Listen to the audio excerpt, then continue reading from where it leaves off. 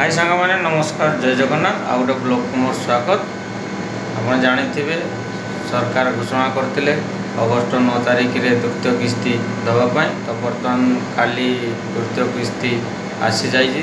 तो जो माँ मैंने भौणी मैंने पाई ना तो आपण मैंने जाइए आधार सेंटर रे आप चेक करें। आधार सेंटर तो बहुत बर्तमान भिड़ अच्छी लॉगिन करने को वेबसाइट खुलूना। तो आप घरे बसिक स्मार्ट मोबाइल आप चेक करें। तो चलतु केमी चेक करेंगे डिटेल्स मुझे जन दूसरी। हाँ यदि मो वीडियो आप प्रथम देखुं मो चैनल को लाइक सब्सक्राइब शेयर करने जमार भूलें।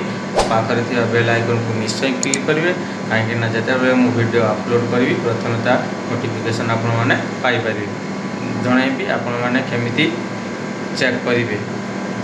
तो जमार स्किप करेंगे ना वीडियोटा संपूर्ण आप देखिए। स्किप करदे आपने जापारे ना। आसीगली मोबाइल स्क्रीन को क्रोम एवं खोली नेबी। खोलना पर सर्च बार रे सुभद्रा योजना एवं मु सर्च देखूँ सर्च करी तो से क्लिक करी। क्लिक कला देखो वेबसाइट खोलीगला। जो वेबसाइटा ऊपर खोलीगला सुभद्रा योजना से क्लिक करेंगे। से क्लिक कर लेली कलापर देखो आसीगला सुभद्रा योजना पोर्टाल एवं खोलीगला। आपड़ ऊपर देखुए थ्री डॉट उपर आप क्लिक करेंगे। आवेदन स्थिति उपर आप क्लिक करेंगे। क्लिक कला देखो नंबर रे आधार नंबर आप देदेवे। मो आधार नंबर देदेली तापर सेंड ओटीपी उपरे आप क्लिक करेंगे। तापर लॉगिन करदेवे। मुझे लॉगिन करदेली।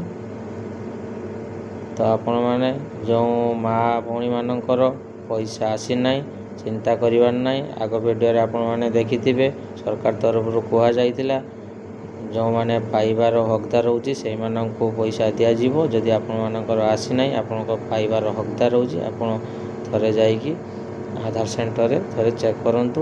नले आपण मोबाइल भी आप चेक करेंगे जमी मुझे देखो।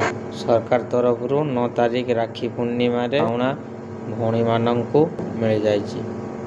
एमती नुआ नुआ वीडियो देखापी ओडिशा पब्लिक प्लेटफॉर्म को सब्सक्राइब जमारू भूलिए। रोची जय जगन्नाथ।